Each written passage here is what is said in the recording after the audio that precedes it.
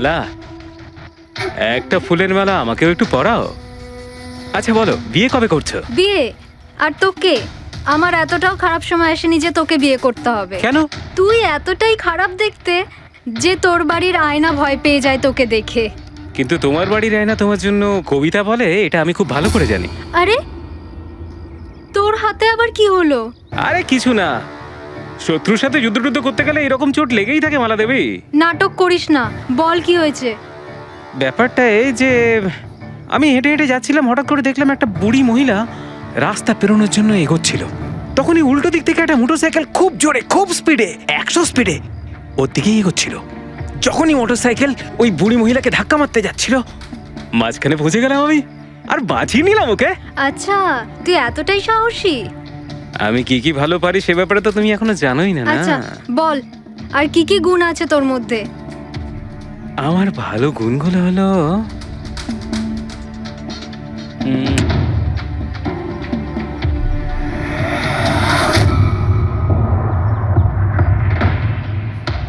কি হলো? তোর মুখটা ভয়ে এভাবে ফ্যাকাশে হয়ে গেল? মালা মালা, আমাকে একটু একটু একটু লুকোতে দে। আরে মালা লুকোতে দে। লুকোচ্ছিস কেন? আরে মালা, আরে কেন লুকোচ্ছিস তুই?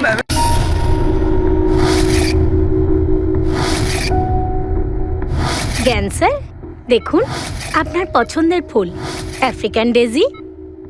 আপনার এই রঙের ফুল খুব ভালো লাগে, তাই না? এই বৃষ্টিটা খুব অদ্ভুত জিনিস।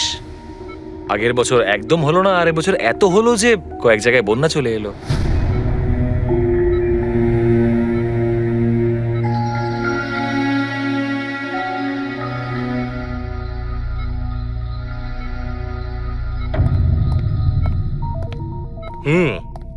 বাবা, তোমার এই স্টুডেন্টরা তাদের ভালোবাসায় তোমাকে বিগড়ে দিচ্ছে খালি, তাই না? তোমার তো খুব ভালোই লাগছে। জিজ্ঞাসা করা যাক, কি হলো বলো?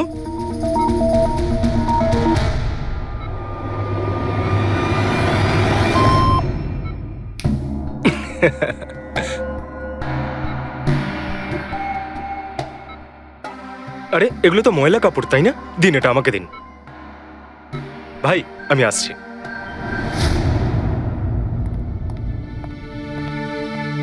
স্যার এখন কেমন আছেন?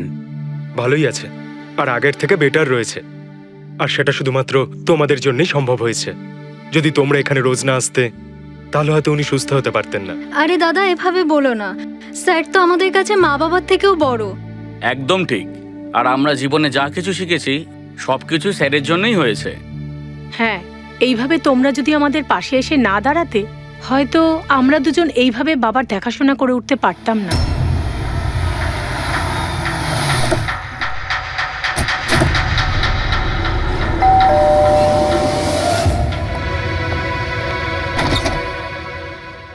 সন্দীপ আঙ্কেল, নমস্কার আঙ্কেল।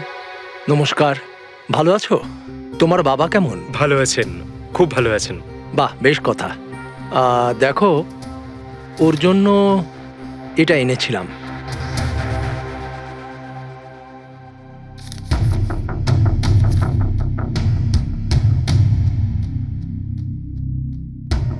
আঙ্কেল, 25 লাখ টাকা চেক? হ্যাঁ মা, আজ জ্ঞানদীপ ইনোভেশনস এর 5 বছর পূর্তি। সেটার উপহার ভাবতে পারো। আঙ্কেল সেটা ঠিক আছে, কিন্তু বাবা তো গত 2 বছর ধরে কোম্পানির জন্য কোনো কাজই করেনি। দেখো, কিছু সম্পর্ক এই সমস্ত কথাবার্তার অনেক ঊর্ধ্বে হয়। তোমার বাবা আর আমার বন্ধুত্ব অনেকটা এরকম। চলো জ্ঞানের সঙ্গে দেখা করি। বাবা, দেখো কে দেখা করতে এসেছেন। কেমন আছে আমার বন্ধু? আরে, আগে থেকে তো অনেক ফিট মনে হচ্ছে। যদি তোকে এত হ্যান্ডসাম লাগে, নার্স তোকে ভালোবেসে ফেলবে। শোনো প্লিজ। আমি তোমার বাবার সঙ্গে কিছু কথা বলতে চাই, if you don't mind. Sure uncle, যাওয়া যাক। হ্যাঁ হ্যাঁ, প্লিজ এসো সবাই। ওনার এই চেকটার জন্য আমাদের সত্যি খুব হেল্প হয়ে যাবে। হ্যাঁ, পাপার জন্য একটা অ্যাডভান্স বেড নিয়ে আসতে পারি, তাই না? হ্যাঁ, আরে স্যার, স্যার, স্যার কি হলো? স্যার কি হলো? লাইট অন্ধকার কেন এখানে? লাইট কি হলো? স্যার, কি হলো? সন্দীপ আঙ্কেল,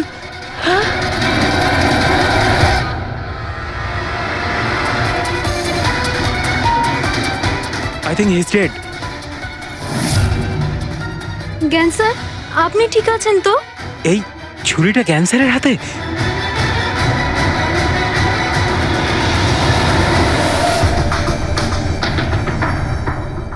আচ্ছা, তুমি এটা বলছো যে তোমার বাবা জ্ঞানবাবুর হাতে ছুরি ছিল, কিন্তু উনি সন্দীপবাবুর খুন করেননি। স্যার উনি কিভাবে খুন করতে পারেন? 2 বছর ধরে তো উনি প্যারালাইজড। ওনার সিএলআইএস হয়েছে। Complete locking syndrome.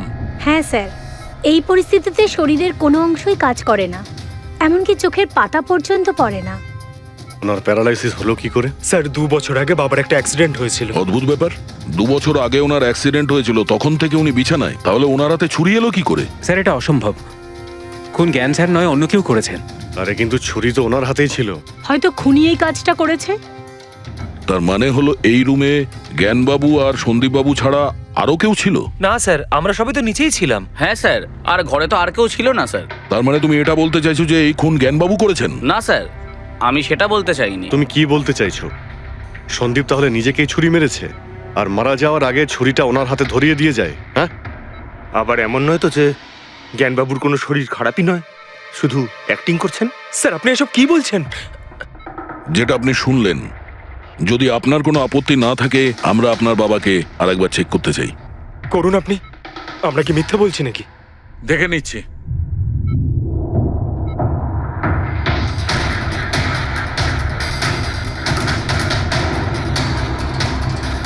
এনার তো পায়ের মাংসপেশিগুলো টোটাল অ্যাট্রোফিক হয়ে গেছে। তার মানে? মানে এক কথায় বলতে পারো যে পায়ের মাংসপেশিগুলো একদম ওই শিথিল হয়ে গেছে।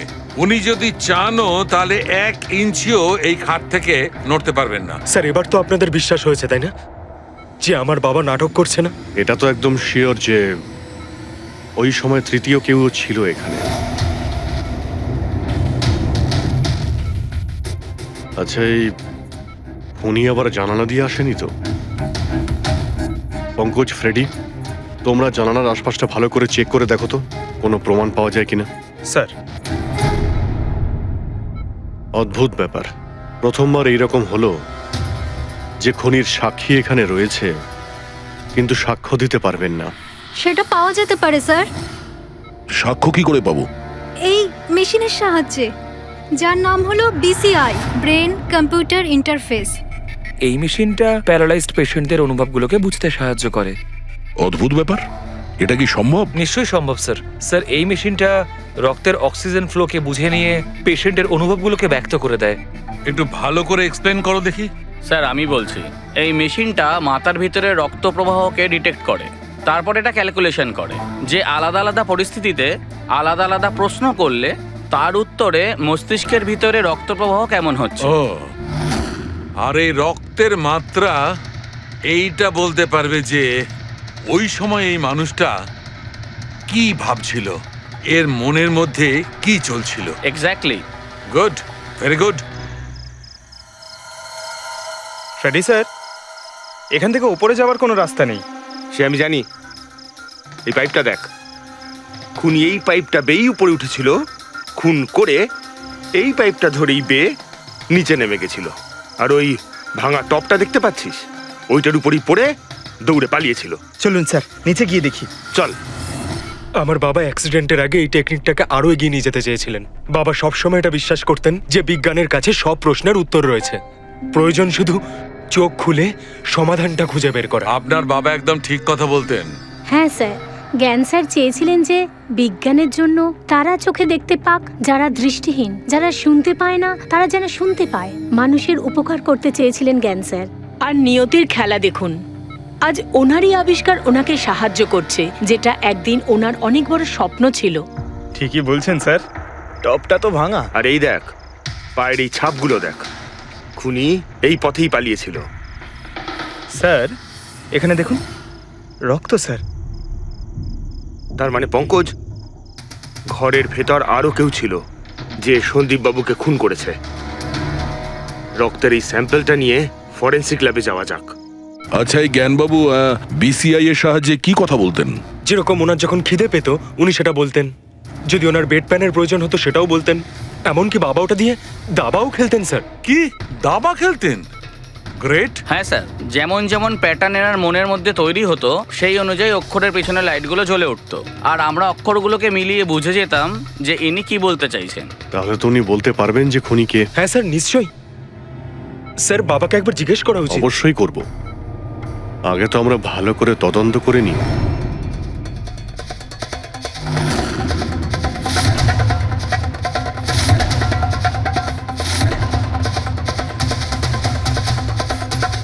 হ্যাঁ সারিকা, ছুরির মধ্যে কিছু পেলে? শুধু মিস্টার জ্ঞানের আঙুলে ছাপ পাওয়া গেছে, আর কারোরই নয়। তাহলে হতে পারে খুনি গ্লাভস পরেছিল স্যার খুন করার সময়। তার মানে খুনি জানলা দিয়ে ঘরের ভেতরে আসে, ও সন্দীপকে মারে, আর সেই ছুরিটা জ্ঞানের হাতে ধরিয়ে দেয়, আর তারপর লোকেরা এই রুমে আসার আগেই ও জানলা দিয়ে পালিয়ে যায়। স্যার, এটাও তো হতে পারে যে খুনি কোনো বাড়ির লোক। না পূর্বী, রুমে যতগুলো লোক ছিল স্যার, তাদের কারোর শরীরেই চোট বা আঘাতের চিহ্ন ছিল না স্যার। আর ওই শুকিয়ে যাওয়া রক্ত, ওটা কোনো বাইরের লোকেরই। একটা কথা বুঝতে পারছি না দয়া, যদি খুনি বাইরের লোক হয় তাহলে এটা কি করে জানলো যে সন্দীপ জ্ঞানের সঙ্গে দেখা করতে আসবে? 10 মিনিট আগে সন্দীপ পৌঁছে যায় আর তারপর ওর খুন হয়ে যায়। স্যার, এমন মনে হচ্ছে যে হতে পারে এই খুনি সন্দীপ বাবুকে ফলো করছিল, আর যখন সন্দীপ বাবু তার পুরো দিনের শিডিউল বানাচ্ছিল, হতে পারে কোনোভাবেও জেনে গেছিল যে বিকেল বেলায় সন্দীপ বাবু জ্ঞান বাবুর সঙ্গে দেখা করতে যাচ্ছেন। সে ঠিক আছে, কিন্তু এরা দুজনেই সন্দীপ আর জ্ঞানবাবু কথা বলবে সেটা কি করে জানলো? স্যার, এটাও হতে পারে যে খুনি জানতো না, আর যেহেতু ও ওকে ফলো করছিল, যেই সুযোগ পেয়েছে রুমে ঢুকে ওকে মেরে দিয়েছে। দয়া, নিশ্চয়ই ওর সঙ্গে কোনো শত্রুতা ছিল এই সন্দীপের ওপর, সেই জন্যই তো খুনি পিছু না ছাড়েনি। আর বস, যার সঙ্গে এই সন্দীপ বাবুর শত্রুতা ছিল তার এ প্লাস্টিক অ্যানিমিয়া ছিল। ও আচ্ছা, এই জিনিসটা আসলে কি স্যার? পঙ্কজ, এটা একটা খুব রেয়ার ডিজিজ। এই অসুখটা খুব কম লোকের হয়। এতে মানুষের বোন ম্যারো আর বোন ম্যারো স্টেম সেলস ধীরে ধীরে নষ্ট হতে থাকে। রক্তের লোহিত রক্তকণিকা, শ্বেত রক্তকণিকা আর প্লেটলেটস সব ধীরে ধীরে নষ্ট হতে থাকে। যদি এই রোগটা রেয়ার হয়, তাহলে খোঁজ নেওয়া খুব একটা কঠিন হবে না যে শহরে কতজন লোক আছে যাদের এই ধরনের রোগ আছে। এ প্লাস্টিক অ্যানিমিয়া।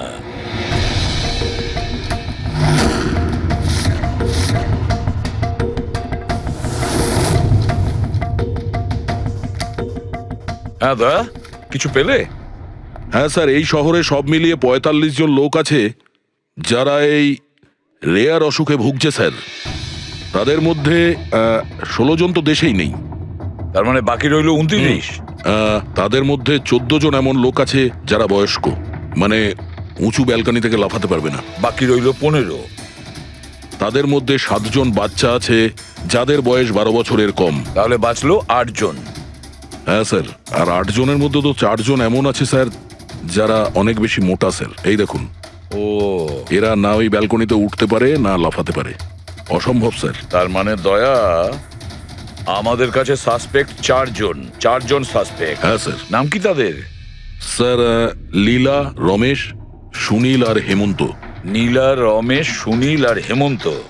রবি, স্যার, একটু দেখো তো আমাদের ক্রিমিনাল ডেটাবেসে কোনো পুরনো পাপি কিনা।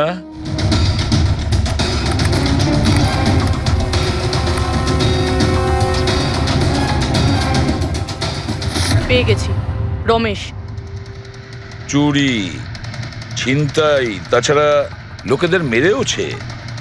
থাকে কোথায় সে? সরোজনগর চল।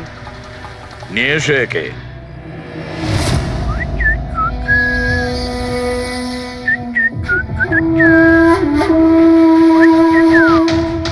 মালা, একটা ফুলের মালা আমাকেও একটু পরাও।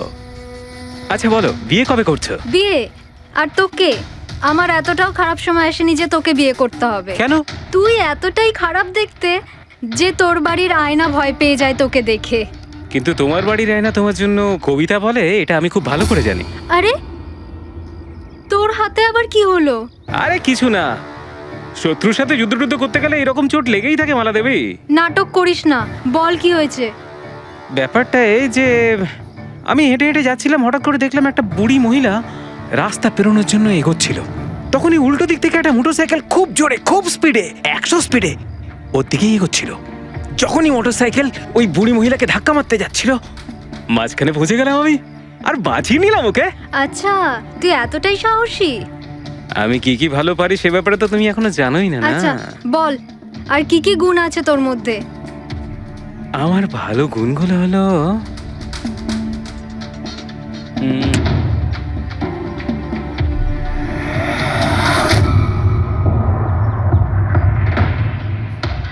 কি হলো, তোর মুখটা ভয়ে এভাবে ফ্যাকাশে হয়ে গেল? মালা মালা আমাকে একটু একটু একটু লুকোতে দে। আরে মালা কি লুকোতে দে। করছিস? লুকোচ্ছিস কেন? আরে মালা আরে কেন লুকোচ্ছিস তুই? এটা কি করে দিলি তুই? আমার সব ফুল নষ্ট করে দিলি। স্যার এ তো সেই।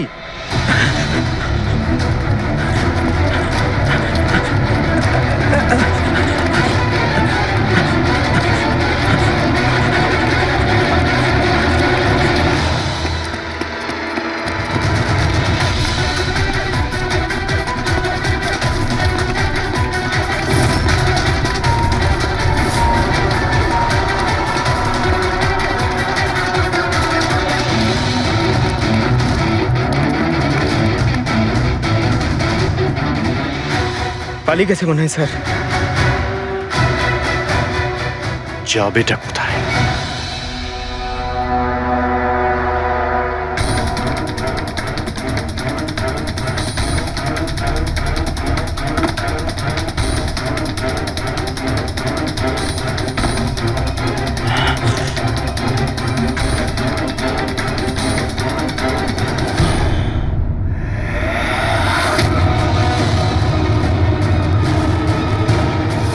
আয় আয় আয়, তোরই বাড়ি এটা। দৌড়াচ্ছিস কোথায়? হ্যাঁ, সিআইডি থেকে পালানো তো সহজ নয়। আমার একটা গুণ আছে, যখন আমি রেগে যাই তখন অপরাধীর খারাপ সময় শুরু হয়ে যায়। এর তো খারাপ টাইম শুরু হয়ে গেছে স্যার। এসব কোথা থেকে নিয়ে এসেছিস? হ্যাঁ, আনিনি স্যার, নিজে বানিয়েছি। এই মেশিনটা তুই বানিয়েছিস? দেখে তো মনে হচ্ছে চাও ঠিক করে বানাতে পারিস না, মেশিন বানিয়েছিস। কোথা থেকে চুরি করেছিস? না স্যার, আমি চুরি করিনি। শুধু চুরি করিসনি, খুনও করেছিস তুই। খুন? কার sir? D117 MG road, Sundarnagar. এখানে গেছিলি তো তুই? তোর হাতে আঘাত লেগেছে না? তোর এই রক্ত আমরা ওখানে পেয়েছি। আমার ছিল না স্যার। তোরই ছিল। তুই যে হসপিটালে ট্রিটমেন্ট করিয়েছিলি সেখানেই ম্যাচ করে গেছে। মাঝার কোনো রাস্তা নেই? না, সোজা ফাঁসি। চুরির জন্য ফাঁসি দিয়ে দেবে? চুরি নয়, খুন, সন্দীপের খুন। না স্যার, আমি কোনো খুনই করিনি। আমি তো শুধু ওখানে চুরি করতে গেছিলাম। তুই একে খুন করিসনি? হে ভগবান, কি বিপদে পড়লাম। মায়ের দিব্যি বলছি স্যার, আমি কোনো খুন করিনি। আমি তো খবর পেয়েছিলাম যে ওখানে একটা লোক থাকে যার প্যারালাইসিস হয়ে গেছে। চুরি কোথায় করতে হবে সেটা ভালো করে জেনে নিয়ে আমি ওখানে শুধু চুরি করতে গেছিলাম। আমি ওখানে শুধু এই কারণেই গেছিলাম। আমি তোকে চিনিও না, কেন মারবো? কারণ সন্দীপ তোকে চুরি করার সময় দেখে ফেলে, তাই একটা অপরাধ লুকোতে গিয়ে আরেকটা করে ফেলেছিস। হ্যাঁ, এই কথাটা সত্যি স্যার যে আমি ওখানে গেছিলাম। আর সন্দীপ আমাকে দেখে চিৎকারও করেছিল। ওর চিৎকার শুনে আমি ভয় পেয়ে গিয়ে পালিয়ে এসেছিলাম। তাহলে তোর লাগলো কি করে? এটা যখন সন্দীপ চিৎকার করলো তখনই লাইট চলে গেছিল, আর অন্ধকারে আমি নিচে লাফালাম। ওই লাফাতে গিয়ে চোট লেগে গেছে। ওই রুমের মধ্যে তুই ছাড়া সেই সময় আর কেউ ছিল না। তুই খুন না করলে কে খুন করবে? না স্যার, আমি ছাড়া অন্য কেউ ছিল ওখানে। কে?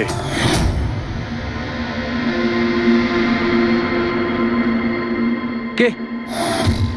কে তুমি? হ্যাঁ, অন্ধকারে মুখটা তো ঠিক দেখতে পাইনি, তবে ওর ঘড়িটা চকচক করছিল। ঘড়ি?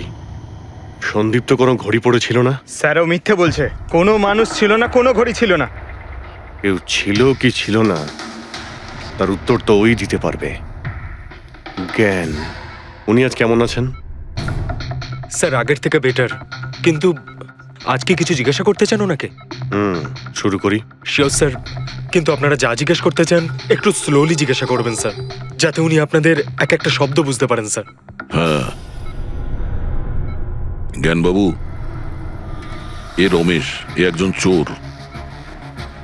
যে রাতে সন্দীপ বাবুর খুন হয়েছিল ও এখানে চুরি করতে এসেছিল। ও বলছে যে সেই রাতে এখানে অন্য কাউকে দেখেছিল।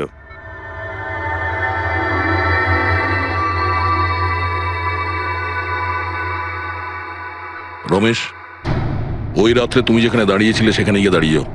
হ্যাঁ স্যার, স্যার আমি এই দিক দিয়ে ঢুকেছিলাম আর এখানে এলাম, আর তারপর আমি এদিকে দেখলাম, আর যখনই আমি এখানে পৌঁছালাম দেখলাম সন্দীপ ওখানে দাঁড়িয়ে আছে।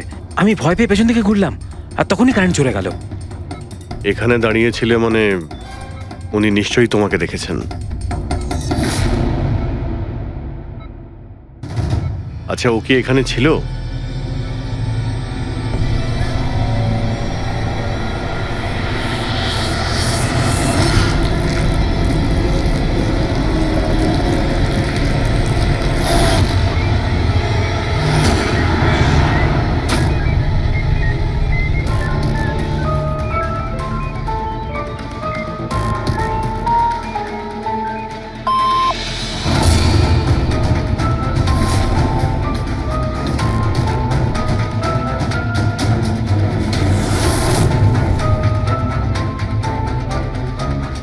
আচ্ছা, রমেশই কি খুন করেছিল?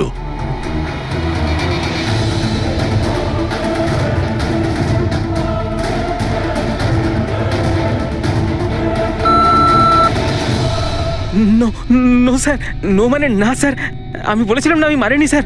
হ্যাঁ ঠিক আছে, তুমি এদিকে দাঁড়াও। আচ্ছা আচ্ছা, আপনি এটা বলুন, আপনি কি খুনিকে দেখেছেন? আপনি চেনেন খুনিকে?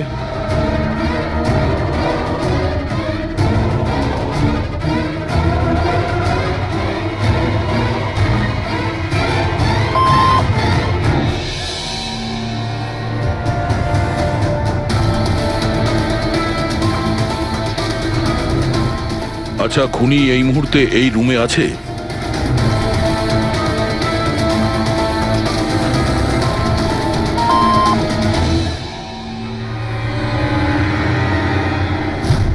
তার মানে খুনি আমাদের মধ্যে কেউ একজন। আপনার কোনো স্টুডেন্ট?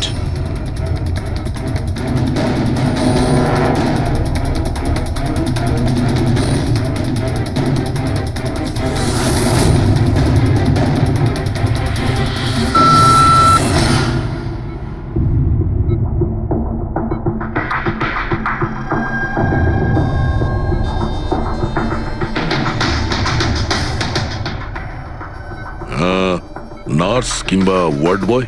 এসবের মধ্যে আপনারা আমাকে কেন টানছেন? আপনি যদি কিছু করেই না থাকেন, আপনি ভয় পাচ্ছেন কেন?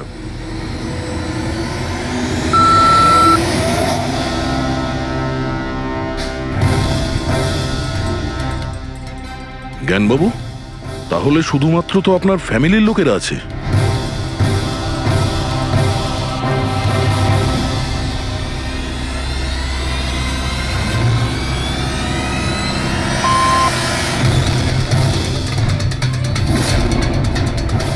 কি বাবা, তুমি এসব কি বলছো? হ্যালো, রিল্যাক্স, ওখানে দাঁড়িয়ে থাকো। যাও, ওখানে দাঁড়িয়ে থাকো। আচ্ছা, এটা বলুন, আপনার ছেলেই কি খুনি?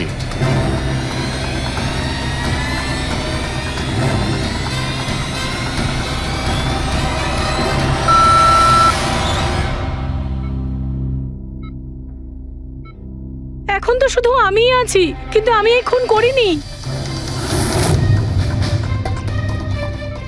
জ্ঞানবাবু, আচ্ছা জ্ঞানবাবু, রিনা খুনি?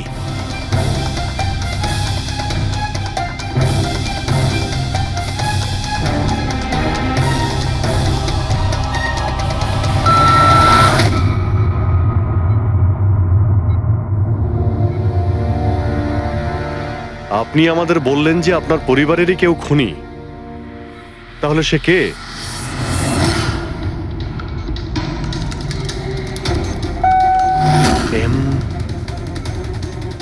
এম?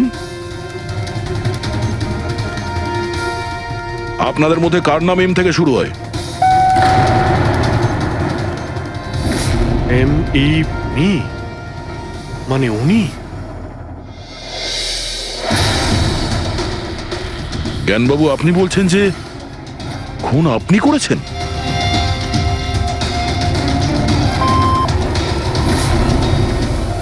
বুঝতে পারছি না ইনি কেন আমাদের সঙ্গে এরকম খেলা খেলছেন। কালকের কাগজে হয়তো আসবে যে সিআইডি নাকি খুনের অপরাধে এমন লোককে অ্যারেস্ট করেছে যে নাকি প্যারালাইসিস হয়ে পড়ে আছে 2 বছর ধরে।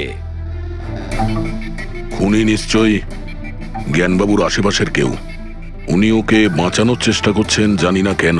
সমস্ত অভিযোগ উনি নিজের মাথায় নিচ্ছেন। যদি সে আপন কেউ হয় তাহলে সেই ছুরি ওনার হাতে কেন দিতে যাবে? অন্য কারোর হাতে দিত, যাকে সহজেই বিশ্বাস করা যেত। আর কারোর ওপর যদি দোষ চাপানোরই হয় তাহলে জ্ঞানবাবু ওকে বাঁচাচ্ছেন কেন, যখন এই সন্দীপবাবু ওনার খুব ভালো বন্ধু, ভাইয়ের থেকে। সেটাই তো, সব থেকে বড় বন্ধু, ভাইয়ের থেকেও বড় বন্ধু। কিছু তো একটা গোলমাল আছে। এ কি সত্যিই বন্ধু নাকি শত্রু? জ্ঞানবাবুর ছেলে বলছিল সন্দীপবাবু ওনাকে 2 বছর ধরে টাকা পাঠাচ্ছিল, ওনার অসুখের সময় ওনার পাশে ছিল। তার উপরে স্যার ঘটনার দিন সন্দীপ 25 লাখের চেক নিয়ে এসেছিল। ওনার ফ্যামিলি মেম্বার তো এটাই ভাববে যেটা দেখানো হয়েছে। আর সব সময় পর্দার পিছনের খেলাটা অন্য কিছু হয়ে থাকে, অন্য রকম হয়ে থাকে। কিন্তু স্যার, পর্দার আড়ালের সত্যিটা তো শুধুমাত্র জ্ঞানবাবুই জানেন, আর উনি তো সত্যি কথা বলছেনই না। জ্ঞানবাবু সত্যি কথা বলছেন না তো কি হয়েছে বস? ওর মস্তিষ্ক তো সত্যি কথা বলবে। আমার জ্ঞানবাবুর মস্তিষ্ক চাই। জ্ঞানবাবুর মস্তিষ্কটা এনে দাও, তারপর দেখবে তুড়ি মেরে খুনির কাছে পৌঁছে যাব। ডক্টর সালুকে, এটা কি ধরনের ডিমান্ড করলেন আপনি? কারণ মস্তিষ্ক কি করে নিয়ে আসা সম্ভব? কেন হবে না ফেডরিক? এই কেসে ওনার মস্তিষ্ক তো ওকে এনে দিতেই পারি আমরা। কেননা গত 2 বছরে ওনার মস্তিষ্কে যা কিছু ঘটেছে সব বিসিআই মেশিনে রেকর্ড হয়েছে। এক্স্যাক্টলি বস। আর এই মেশিনে আমাদের বলবে যে জ্ঞানবাবুর সঙ্গে ওর কি আর কেমন সম্পর্ক ছিল। হ্যাঁ ফেডরিক, সব ডেটাগুলো নিয়ে এসো বিসিআই মেশিনের। আর দয়া স্যার, রমেশকে ওনাদের বাড়িতে নিয়ে যাও, আর ওখানে যে কয়জন লোক ছিল সবার ঘড়ি চেক করাও। স্যার, এখনো আমাদেরকেই সন্দেহ করছেন? হ্যাঁ, আর ততক্ষণ সন্দেহ করব যতক্ষণ আসল খুনিকে পাওয়া যায়। কিন্তু জ্ঞান স্যার তো বলেই দিয়েছেন আমরা সবাই নির্দোষ, তাও আপনারা। হতে পারে উনি মিথ্যে কথা বলছেন তোমাদের মধ্যে কাউকে বাঁচানোর জন্য। তাহলে আপনারা আসল খুনিকে কিভাবে খুঁজবেন? সিআইডি এই দায়িত্ব আমাকে দিয়েছে, কেননা সেই রাতে আমি খুনির ঘড়িটা দেখতে পেয়েছিলাম। কিন্তু সেদিন তো ঘরে অন্ধকার ছিল, তুই ঘড়ি কি করে দেখলি? ম্যাডাম, এই পৃথিবীর বেস্ট চোর আমি। যে জিনিসের দিকে নজর দিই মাথায় পুরো কুষ্টি চেপে যায়। তাহলে দুনিয়ার বেস্ট চোরবাবু, কাজে লেগে যান।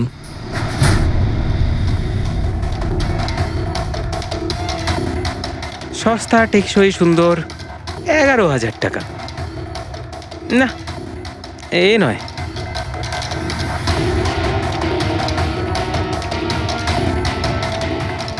না স্যার, আপনি একটু হাতটা দেখাবেন? এও নয়, এটা তো একেবারে বেকার। ও হ্যালো, বেকার এটা? 2 লাখ টাকা দাম। আরে ম্যাডাম, 2 লাখের ঘড়ির কপি, এটা ডুপ্লিকেট মাল। চোর বাজারে এর গুদাম আছে, 1500 টাকাতে আনিয়ে দেবো। হাতটা দেখি। হাত কেন কাঁপছে আপনার সকাল সকাল? না স্যার, এও নয়। স্যার, অ্যাকচুয়ালি আমার নিউরোলজিক্যাল প্রবলেম রয়েছে। ছোটবেলা থেকেই আমার হাত কাঁপে, আমি কোনো কিছু ভালোভাবে ধরতে পারি না। পঙ্কজ, একটু ওই পেনটা দাও ওকে।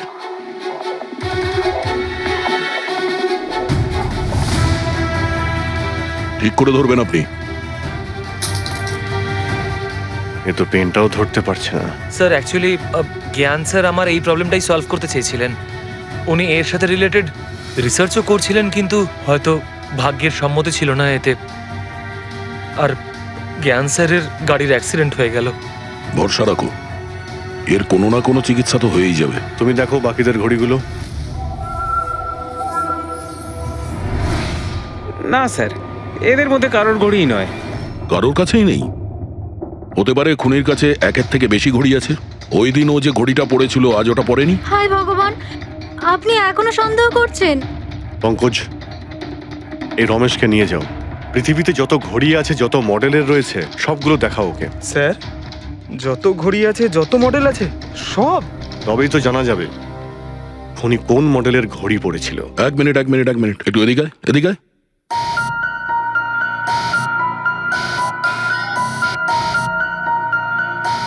এই নাও, নিজের মানিব্যাগ সাবধানে রাখবেন যখন এই লোকটার সাথে আছে। হ্যাঁ, বলেছিলাম না পৃথিবীর বেস্ট চোর আমি।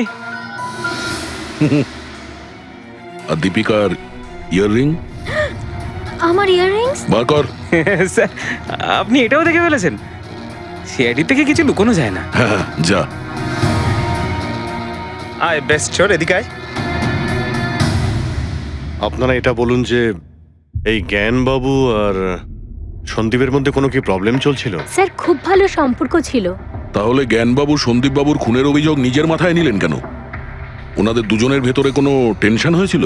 না স্যার, কোনো টেনশন তো ছিল না, কিন্তু একটা বিষয় নিয়ে তর্ক হচ্ছিল। অ্যাক্সিডেন্টের ঠিক আগে ওনার বিসিআই মেশিনটা একটা পয়েন্টে এসে আটকে গেছিল, আর কোনো রকম সলিউশনও পাওয়া যাচ্ছিল না। এই জন্য জ্ঞান স্যার সবসময় বিরক্ত থাকতেন আর খুব রাগও করতেন। হ্যাঁ স্যার, যখন সন্দীপ আঙ্কেল বাবাকে বলেছিলেন যে আপনি চিন্তা করবেন না, দেখবেন সব ঠিক হয়ে যাবে, তখন বাবা ওনার উপরও রেগে গেছিলেন। হ্যাঁ স্যার, এর জন্য হয়তো উনি জোরে গাড়ি চালাচ্ছিলেন আর অ্যাক্সিডেন্টটা হয়ে গেছে। এক মিনিট, যদি এই অ্যাক্সিডেন্টটা বিসিআই মেশিন তৈরি হওয়ার আগেই হয়েছিল, তাহলে এই বিসিআই মেশিনটা কাজ করছে কি করে? স্যার, সন্দীপ আঙ্কেল সেটা কমপ্লিট করেছিলেন। সন্দীপবাবু? কিন্তু উনি তো কোনো সায়েন্টিস্ট ছিলেনই না। হ্যাঁ, কিন্তু জানি না স্যার, সন্দীপ আঙ্কেল ওই মেশিনের সব সমস্যাগুলো ঠিক করে দিয়েছিলেন স্যার। আর বাবার অ্যাক্সিডেন্টের 1 মাস পরেই ওটা কাজ করতে শুরু করে দেয়, আর প্রজেক্টও সাকসেসফুল হয়েছে স্যার। অদ্ভুত ব্যাপার, এটা কি করে হতে পারে? একজন নন সায়েন্টিস্ট এরকম কমপ্লিকেটেড মেশিন কি করে চালু করতে পারে, যেটা ওনার মতো বৈজ্ঞানিকই শুরু করতে পারেননি? বোধহয় আন্দাজি করে ফেলেছিলেন।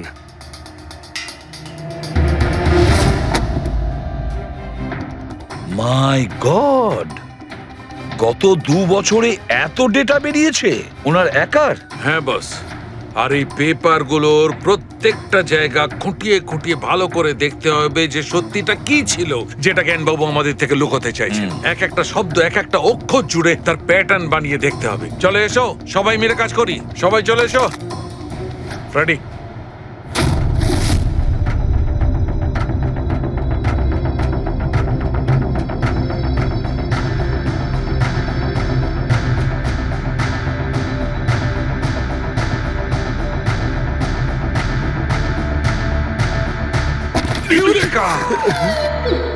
কি হলো স্যার, কি পেলেন? জানতে পারা গেছে যে আসলে ওই রহস্যটা কি, আর এই রহস্যে আছে একটা ভিলেন। জানতে পেরেছি যে জ্ঞানবাবু কিভাবে একটা একটা অক্ষর জুড়ে এই ঘটনাটাকে ব্যাখ্যা করেছেন। অক্ষর, অক্ষর থেকে তৈরি শব্দ, আর শব্দ থেকে তৈরি বাক্য, সেন্টেন্স। না জানি কত সময় লেগেছিল ওনার পুরো ঘটনাটা, পুরো সত্যিটা এভাবে বলার জন্য। হ্যাঁ বস, কম করে 6 মাস। আর সেটা তখন শুরু হয়েছিল অ্যাক্সিডেন্টের ঠিক আগে। আজকের পর থেকে এই কোম্পানিতে তুমি সাইলেন্ট পার্টনার, আর তোমার লাভ শুধুমাত্র 5% হবে, আর তার থেকে বেশি তুমি 1 টাকাও পাবে না। ওকে ওকে ওকে ওকে, আমার মনে হচ্ছে তোমার এই প্রজেক্টটা কমপ্লিট হয়ে গেছে আর তুমি সফল হয়ে গেছো। হ্যাঁ হ্যাঁ, আমি সফল হয়ে গেছি, কিন্তু আমি এই মেশিনটা গরিবদের জন্য বানিয়েছি, মানবতার জন্য বানিয়েছি, তোমার মতো লোভী মানুষদের জন্য বানাইনি। আজকের পর থেকে আমরা একসাথে কাজ করব না। আমি যাচ্ছি, কফির জন্যে বৌদিকে ধন্যবাদ জানিয়ে যাচ্ছি।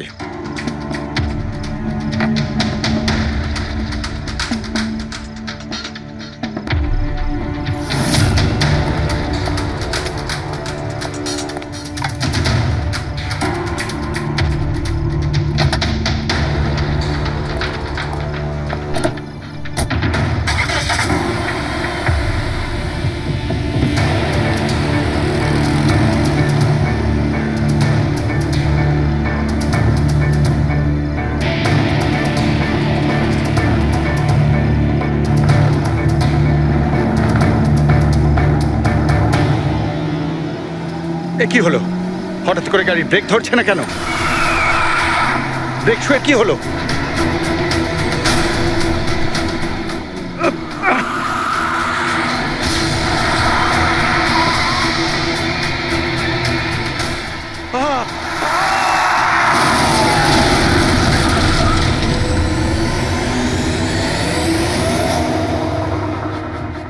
এবার বুঝতে পেরেছ আমাকে ঘাঁটানোর পরিণাম?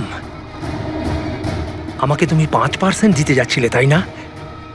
এবার দেখো, আমি তোমাকে 5% দেব সারা জীবনের জন্য। তার মানে সন্দীপ যে বন্ধুত্বের নাটকটা করছিল আসলে ও মুখোশ পরা শয়তান ছিল। আর স্যার, যদি পুরো ডেটা এই কাগজে লেখা থাকে, তার মানে হলো জ্ঞানবাবু এই কথাটা নিজের মনে রাখেননি, কাউকে না কাউকে সন্দীপবাবুর আসল উদ্দেশ্যটা বলেছেন।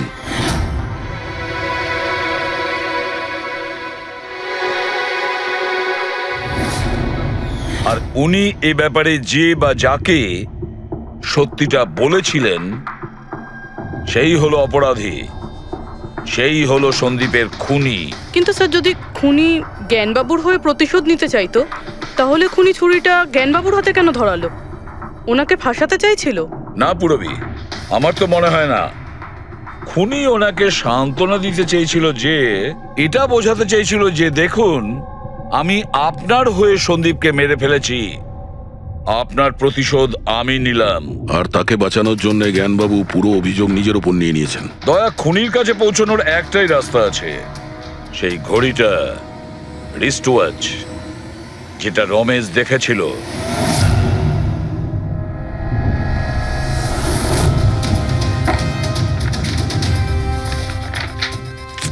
আরে ভাই, তাড়াতাড়ি কর, এত সময় নেই আমাদের কাছে। পঙ্কজ, আরে দেখছি তো কি আমি। হচ্ছে? স্যার, কি হলো রমেশ, মজা আসছে কি না? যথেষ্ট স্যার, আমি হাত জোড় করছি, আমি আর ঘড়ি দেখতে পারবো না। 10,000-এর উপর ঘড়ি আমাকে দেখানো হয়েছে, আমার মাথা ঘুরছে স্যার। যতক্ষণ না ঘড়ির মডেল খুঁজে পাচ্ছিস ততক্ষণ বাড়ি যেতে দেবো না তোকে। স্যার, স্যার, এই, কি স্যার, আমাকে করছিস? ক্ষমা করে দিন স্যার, আমি বলছি বাপের জন্য আর চুরি করবো না, আমাকে বাড়ি যেতে দিন ওঠ, স্যার। ওঠ, ওঠ, ওঠ, ওঠ। ওঠ। জানা তো দরকার ওই রাতে তুই ওখানে কোন ঘড়িটা দেখেছিলি, হ্যাঁ? এখন আর কটা ঘড়ি দেখবো স্যার? এতগুলো ব্র্যান্ডের এতগুলো মডেল দেখলাম স্যার, ওগুলোর মধ্যে কোনোটাই নয় ওটা। তো কোনো মডার্ন ঘড়ি ছিল নাকি? হ্যাঁ ম্যাডাম, একদম মডার্ন ঘড়ি ছিল। ঘড়ি তো ছিল, কিন্তু ঠিক ঘড়ির মতো দেখতে ছিল না। কি বললি? মডার্ন ঘড়ি ছিল অথচ ঘড়ি নয়? হ্যাঁ। ঘড়ি দেখেছিস তো? ড্রয়িং করাতে পারবি? ঠিক আছে পুরবি, একে দিয়ে স্কেচ বানাও। স্যার, হ্যাঁ, স্যার এইটা।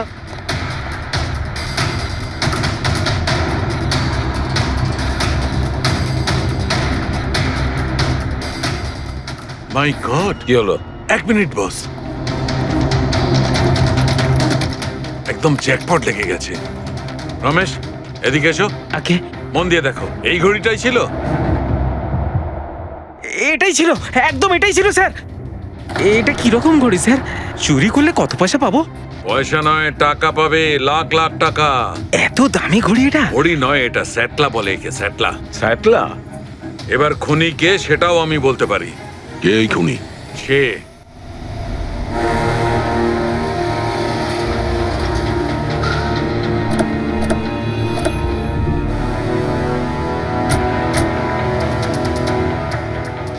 আপনি একটু আপনার হাজবেন্ডকে ডাকুন।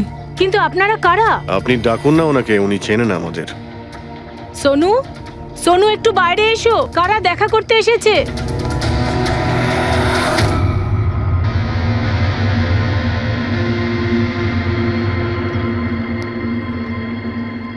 আপনারা এখানে? কি ব্যাপার? এমনি এখান দিয়ে যাচ্ছিলাম, তাই ভাবলাম যে দেখা করে যাই। আমি এরকম কথা আগেও শুনেছি। দেখা করে যাই না, তোমাকে গ্রেপ্তার করে নিয়ে যাই। গ্রেপ্তার? কিন্তু কিসের জন্য? আপনার স্বামী সন্দীপকে খুন করেছে। স্যার, আমি আপনাদেরকে বলেছিলাম তো, এই দেখুন, আমি ঠিক করে জলটাই খেতে পারি না, কারোর মার্ডার কি করে করব? খুন তো করেছো, আর তুমি এই হাত দিয়েই করেছো। কোথায় সেই সেটলা ওয়াচ? হ্যাঁ, ঘড়ি কোথায়? স্যার, আপনারা কোন ঘড়ির কথা বলছেন আমি কিচ্ছু জানি না। এক্ষুনি তুমি জানতে পারবে কোন ঘড়ির কথা বলছি। ফ্রেডি, পঙ্কজ, ঘরের তল্লাশি নাও। পঙ্কজ, উপরে যা, আমি বেডরুমটা দেখছি।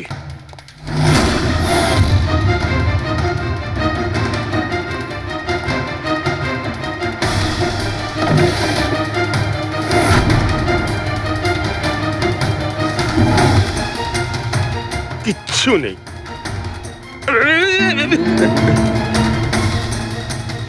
কি ফুটলো? স্যার, স্যার, বালিশটার মধ্যে কিছু একটা আছে।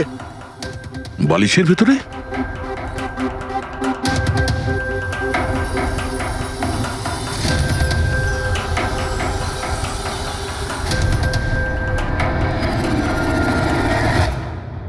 তাই তো, ঘড়ির মতো দেখতে। হ্যাঁ। এই ঘড়িটা কার? আর এই বালিশের ভেতরে কি করছে? আমি কি করে জানবো? যে দোকানদারের থেকে বালিশটা কিনেছিলাম তারই হবে। পড়ো এটা। স্যার, আমি কারোর ঘড়ি কেন পড়তে যাবো স্যার? তুমি এটা পড়বে নাকি অ্যারেস্ট করবো আমরা? অভিজিৎ, একটা কাজ করি, আগে আগে ঘড়ি পরাই, হাত করা তো নিজের থেকেই লেগে যাবে। হ্যাঁ, নাও ওই ঘড়িটা খোলো। স্যার,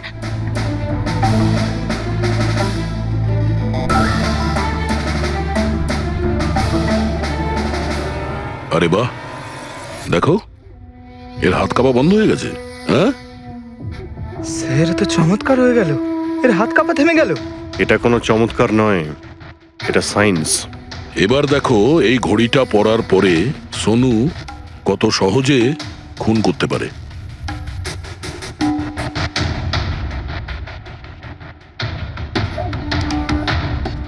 স্যার, কিন্তু এই ঘড়িটা কাজ করে কি করে? এটাকে সেটলা বলে পঙ্কজ।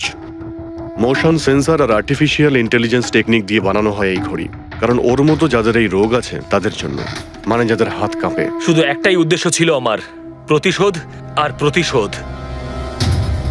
জ্ঞান স্যার আমাকে বিসিআই এর সাহায্যে সবকিছু বলে দিয়েছিলেন। আপনাকে কথা দিচ্ছি স্যার, আপনার শত্রুদের শাস্তি দিলেই আমি একটু শান্তি পাবো। এটা আমার তরফ থেকে ছোট্ট গুরুদক্ষিণা মনে করতে পারেন। সেদিন কোম্পানির অ্যানিভার্সারি ছিল আর আমি জানতাম যে সন্দীপ ওখানে নিশ্চয়ই আসবে। প্রত্যেকবারের মতন জ্ঞান স্যারের সাথে ও ওটাই করবে। জ্ঞান স্যারের সাথে কথা বলার আগে ও সবাইকে বাইরে বের করে দিত, যাতে ও স্যারকে অপমান করতে পারে। কিন্তু এইবারে ও এটা জানতো না যে মৃত্যু ওর জন্য অপেক্ষা করছে। আজ আমাদের কোম্পানির 5 বছর পূর্তি।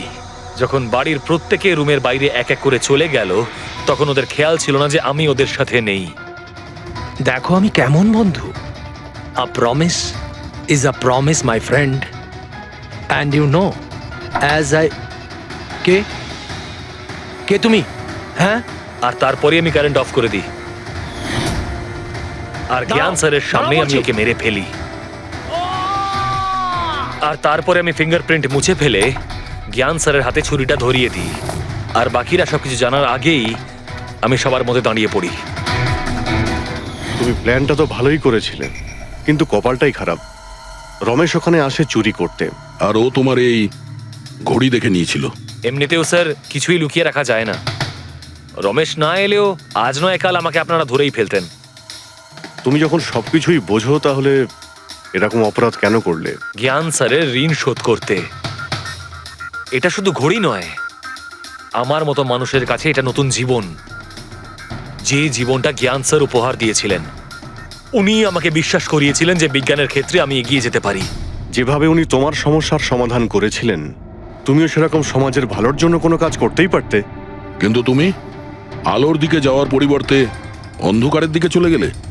আর এমন অন্ধকূপে পৌঁছলে যেখানে আসার কোনো আলোই নেই। যদি কিছু থাকে, সেটা হলো শুধু ফাঁসির দড়ি।